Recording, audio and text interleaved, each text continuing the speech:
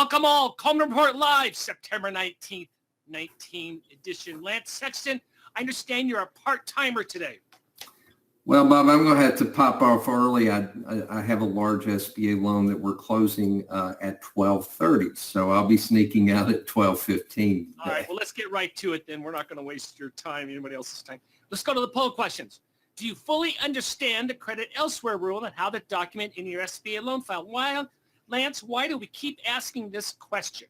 Well, the fun part about it, we did a webinar, the important 5 C's, the critical 5 C's to SBA lending. One was credit elsewhere. And yesterday I was kind of not surprised. Well, and this is a reverse of yesterday, Bob. No. Oh, you're right. Yesterday, no was 67%. Okay.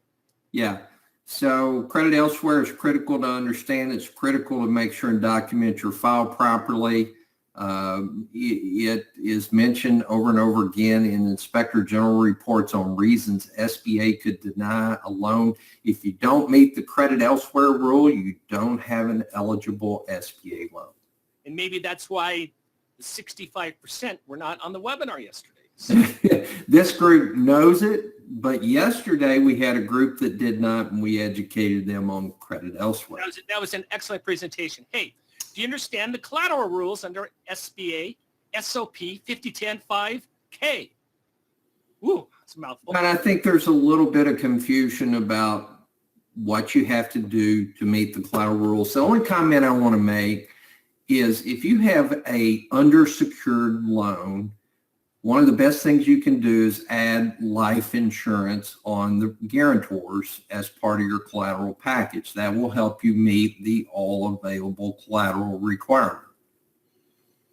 Finally, how often do you have a junior mortgage or trust deed, for those of us who live in trust deed states, on a residential real estate? I look forward to the response. Yesterday's responses did not surprise me, but I want to see, we've been kind of reversed today on these questions. Slightly different. Yesterday was about 80% at 50% of the time, or more than 50% of the time. To meet the all available collateral rule, quite often we have to look at personal assets, and that frequently includes a junior mortgage on a piece of residential real estate. Joseph, go back to that real quick. Lance, what is your best practice? SBA says you do not need to take that equity in that property if it's less than 5% of the value. What's your best practice? The SOP 5010-5K says that the residential property has to have 25% equity based on its current appraised value for you to absolutely have to take it. I still like taking the junior mortgage because it develops commitment on the part of the SBA borrower. So it doesn't make sense if there's no equity or if it's upside down, but if there's some equity in there, I still like to get a junior mortgage on it just because most people like to protect their home. Big news. This is why we're asking this question. Do you run a SAM report at the time you run a CAVERS report on a borrower? And I know you'll probably talk about this after I leave, Bob. No, we're going to talk about it with you here. We're going to talk about it with you. All right. The Inspector General came out with a report yesterday talking about SAM reports. And if you look at the SOP 5010-5K, it basically makes SAM reports look like they're only related to agents, people who work on the loan on behalf of the borrower. But the Inspector General's report was criticizing SBA lenders for not running the same SAM report on the borrowers and guarantors.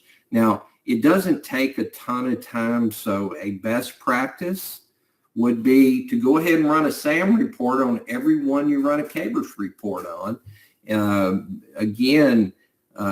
The SOP is not clear.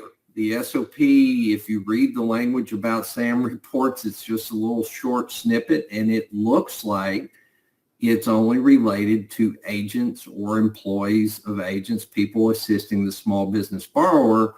But in the Inspector General report released yesterday, it looks like it also applies to borrowers. So, guys, I think even though it's not clear, I would run that SAM report at the same time you run the CAVERS report. Lance, I know there's someone on the line who doesn't know what we're talking about what is a SAM report, what is the It's action, system and what for is the information we get out of it. It's system for awards management, and it's similar. CAVERS is looking for people who are delinquent or defaulted on federal government debt. The SAM report looks at that, but also includes other things like, I think one of the things mentioned in the Inspector General's report is the borrower had inspected the Clean Water or had violated the Clean Water Act. As a result, was not eligible for federal government programs. So again, it doesn't take that long. I know our institution does this, and I'm going to recommend that you do as well.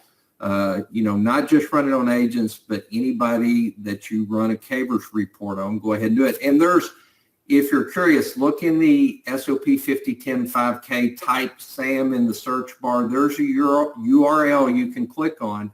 It doesn't cost anything, but I recommend, based on that report, that we start doing this. The report is attached in your dashboard, so go ahead and download that. SBA has agreed that they will update this requirement in the new SOP, which will be... Who knows? Who knows? But this is what's concerning to me. I'm going to read this verbatim. This is the Inspector General recommendation. Rescind the SBA loan guarantee for the $2.9 million loan and assess the lender's eligibility for continued participation in the SBA lending program. I've never seen that verbiage before, Lance. Well, the Inspector General had a very robust and harsh recommendation. It's almost as if they've not looked at, it's almost, if you look at the SOP, when I saw this, I pulled the SOP up and looked specifically, and it was not entirely clear that you should be running these reports on the borrowers and guarantors. It's not clear.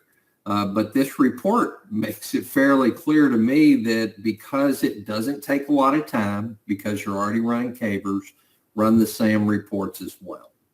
Let's get to the questions. Tiffany says, how can we change the name of a company, Lance?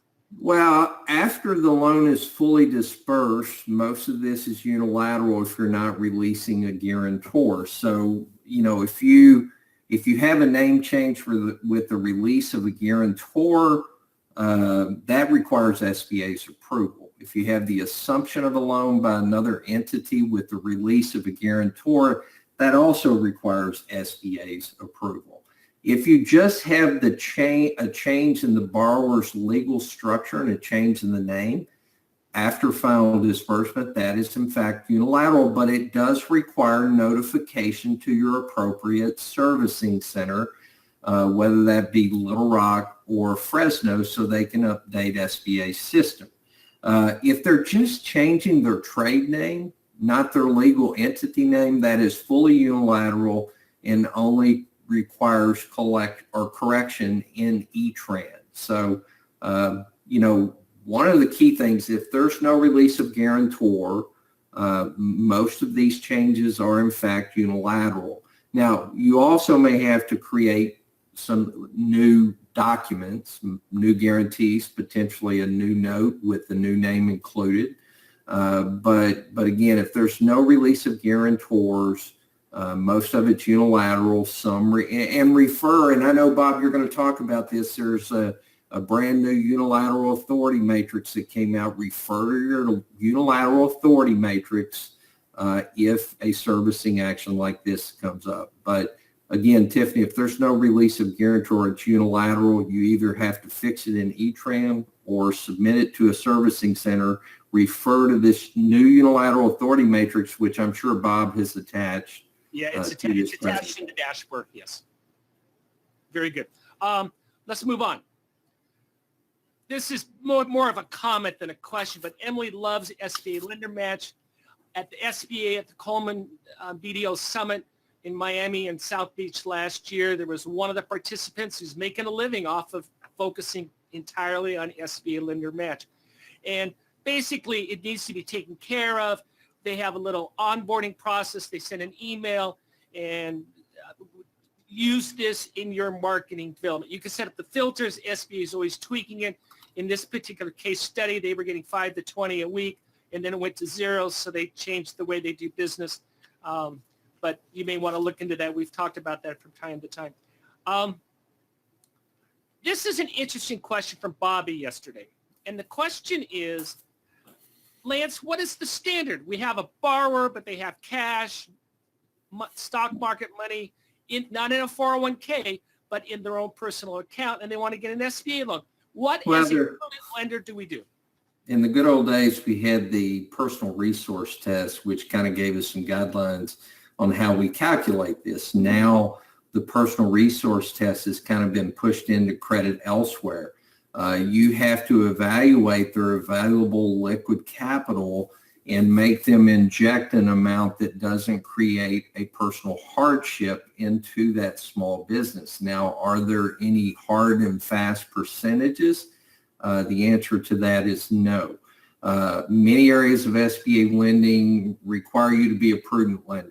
So you're going to look at if you have a $250,000 loan request and the individual has $500,000 in liquid capital, you are not going to meet credit elsewhere.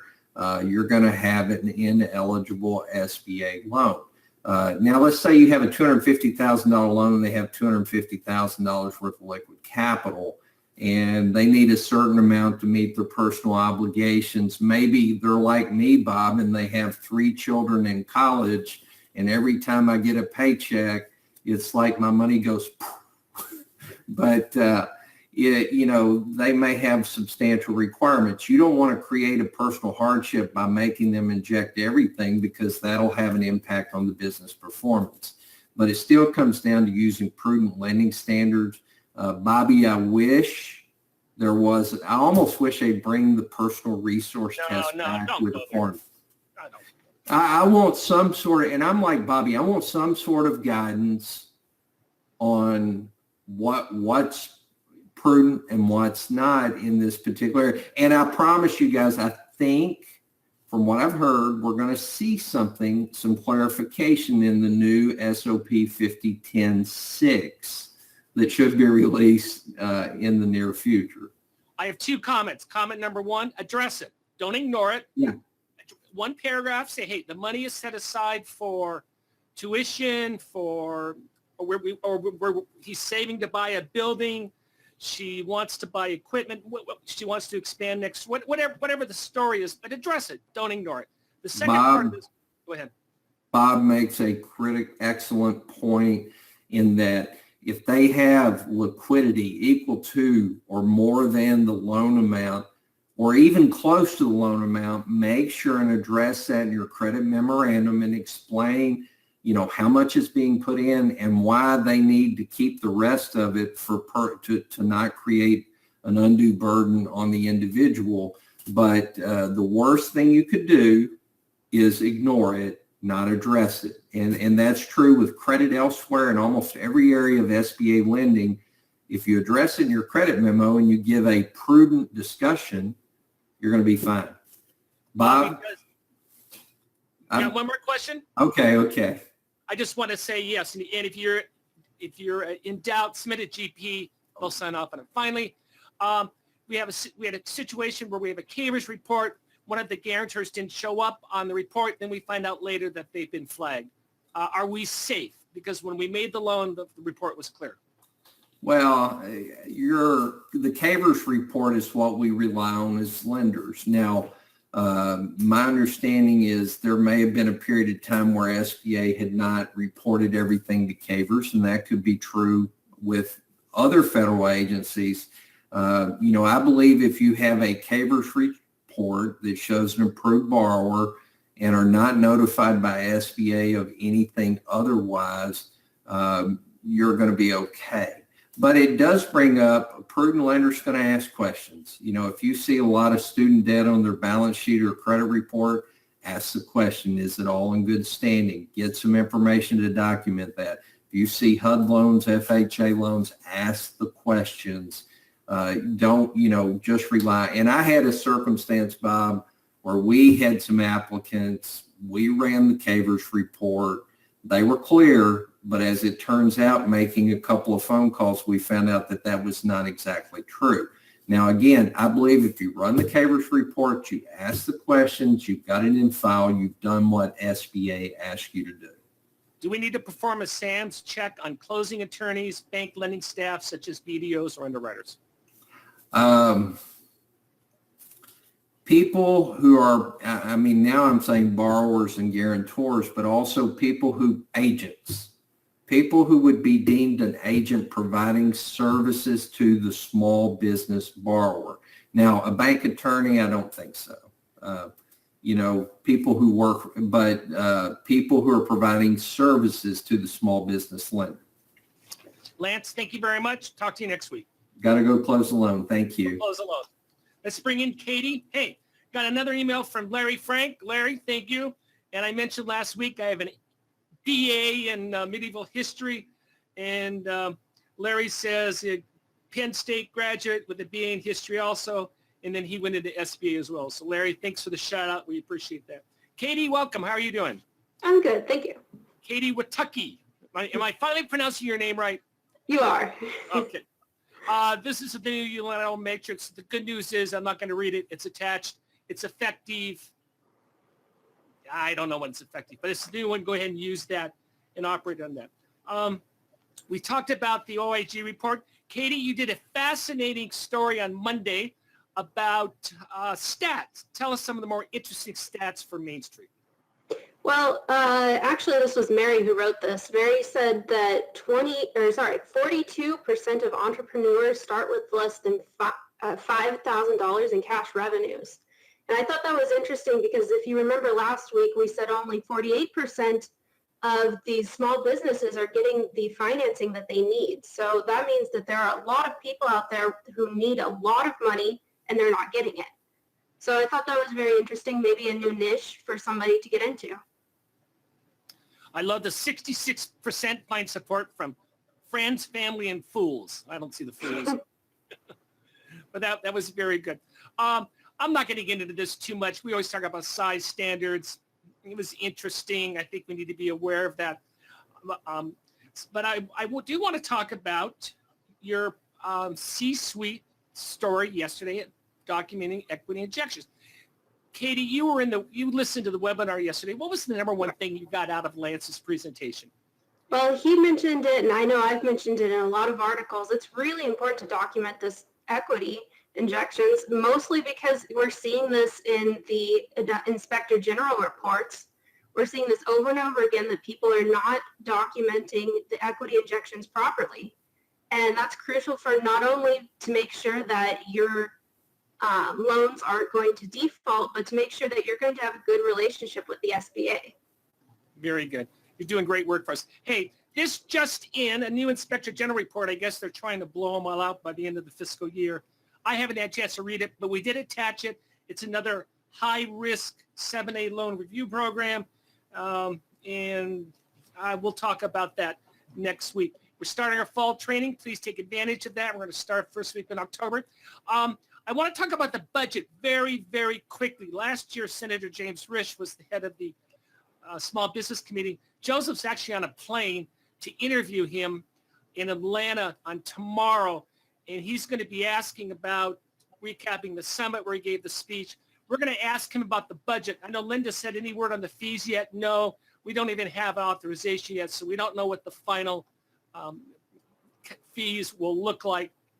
They're still negotiating that. Joseph, go back to the summit.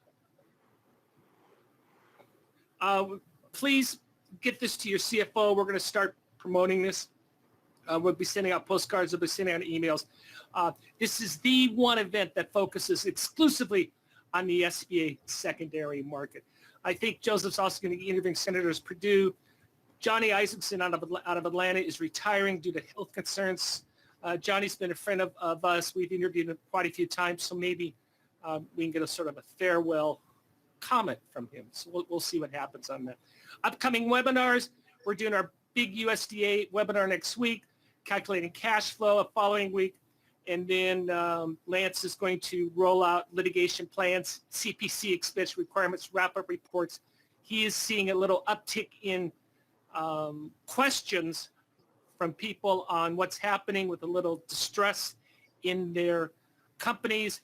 And finally, we're doing our 4th annual medical practice professional financing webinar. Next week, we'll talk about the budget. We're going to bring in, we've invited John Riosty from American Banker. He wrote an article last week saying nothing's changed. We know this is going to go down to the wire. I'm personally still optimistic. I don't see any appetite in the Senate to close down SBA lending beginning October 1st. Hopefully, I am correct. And with that, thank you all for joining us. Send us your questions. We'll talk to you next week.